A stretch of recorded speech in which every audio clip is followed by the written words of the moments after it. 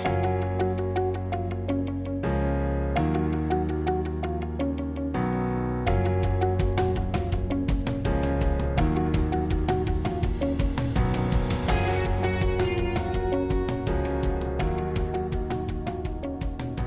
guys, welcome to our panel discussion on Black mental health. We decided to do this for Black History Month. I'm a fellow RA, Abby, and I'll just leave it to the rest to introduce themselves.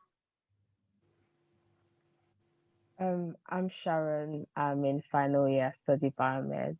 I'm originally Nigerian. Hey everyone, I'm Aiah. I'm a fellow RA as well, and I'm currently doing my masters, my LLM, LPC. Hello everyone, my name is Chike.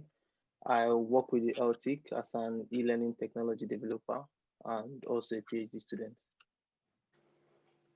That's fun. Oh, sorry, Chaitanya, go on.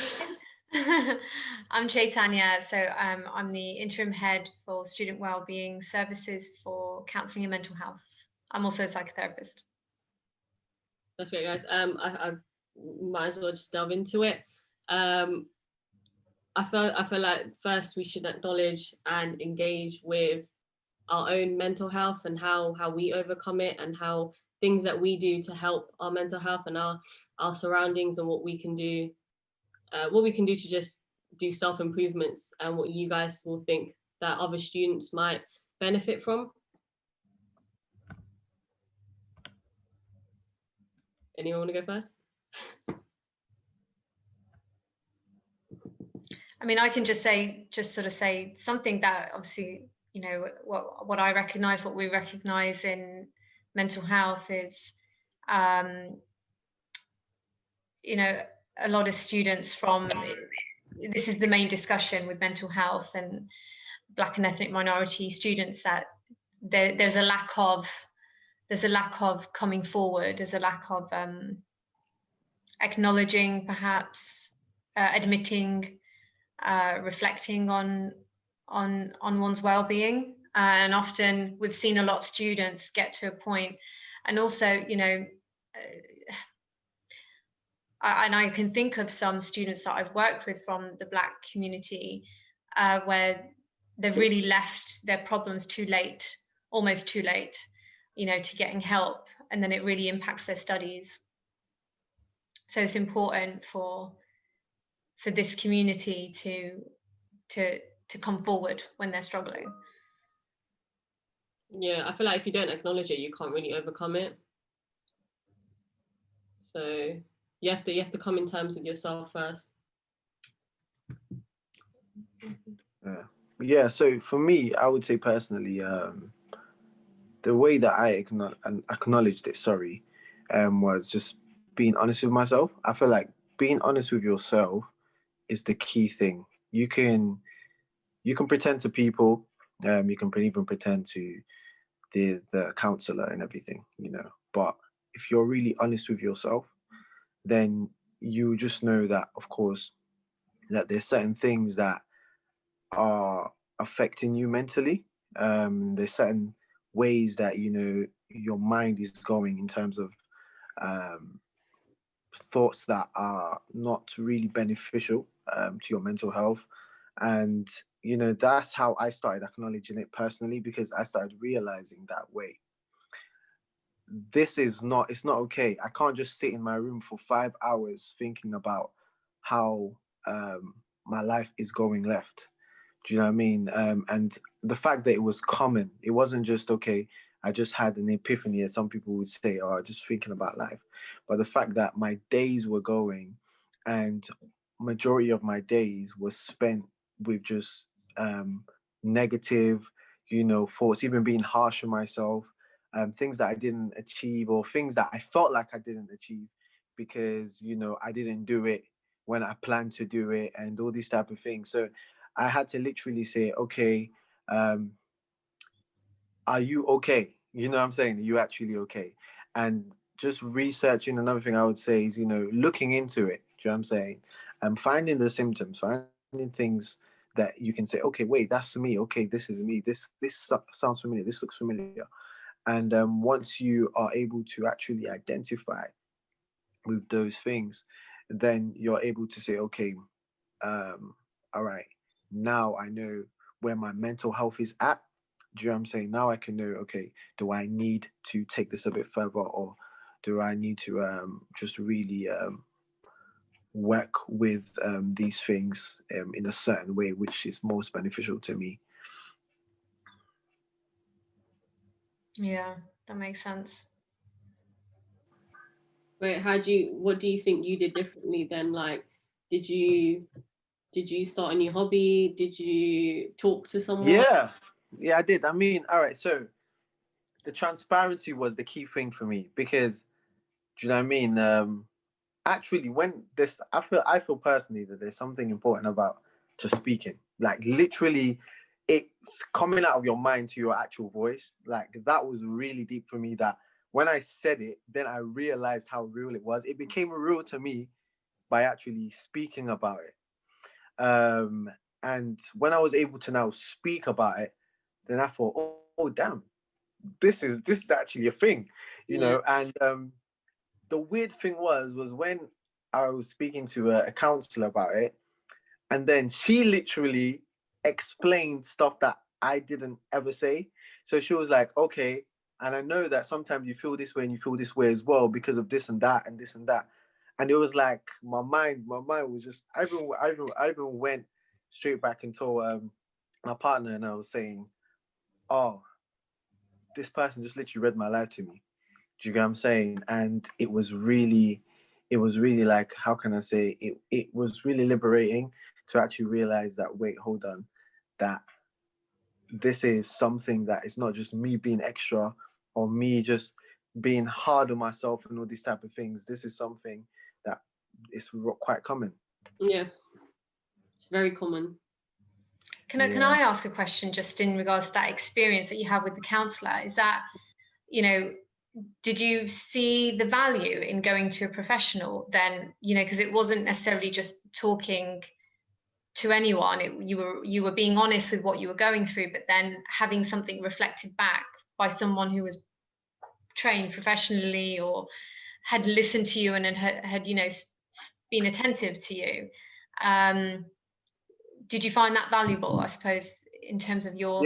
Yeah. I definitely, all right, I'm gonna be raw honest. Friends can be helpful, but there's only so much they can do. Because when I would tell some friends, oh, this is how I'm feeling, kind of thing, all they was like, oh, hopefully you get better, or they'll probably just come and sit with you and just sit in silence and all these type of things, and you're both depressed together now. Do you know what I mean? But when I actually spoke to a professional, they were able to actually not only make me see that, help me think out of the box, but also they were able to like give me like things to do to help me. Abby just mentioned it. Sports was one of it. I like poetry and all these type of things. So started writing. I started, just even accepting, because of the fact that I'm very hard on myself. I started accepting that sometimes it's okay to actually just relax and not do work. Because every time I'm like, oh, okay, you haven't done work, now you're behind, and now you're annoyed that you're behind because you haven't done work. Oh my days, now your life is a failure. But then it actually helped me to realize, no, it's okay, have a break. Do you know what I mean? Sometimes just literally just let your mind relax, because if it doesn't, then it will just be overwhelming for you. Right. Yeah. I feel like the next question, Chike, because you kind of mentioned this as well. So like, how would you talk to friends and family about mental health without being judged? Or how would you, as a person, if someone came to you, how would you receive that information without really judging them, in a sense? And sometimes I know, like, it can be hard to not wrap your own feelings around someone else's emotions. It was hard for me, acknowledging and recognizing it at first, given where I was born, from Nigeria at home. But having been here, spent so many years here, I've been here for 10 years now. My culture started to shift maybe about 6 years ago as I was finishing uni. When I was in undergrad, I was just a normal black boy in uni, doing my work, just partying hard, going out. I wasn't really paying attention to most or to everyone. My set of friends, we all had the same mentality coming here, go out, have fun, come home, study. Those that can pass will pass. Those that can't pass, you do the receipts, go through the whole motion.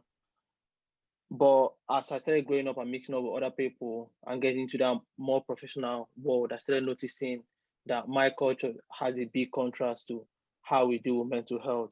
So that made me start digging up, researching, doing more information, trying to recognize back home, seeing people on the road, just walking around with no mental health, hospitals around, or people that will diagnose this and tell you, actually, it's just mental health. You just have a problem that a medication or a simple someone talking to can fix.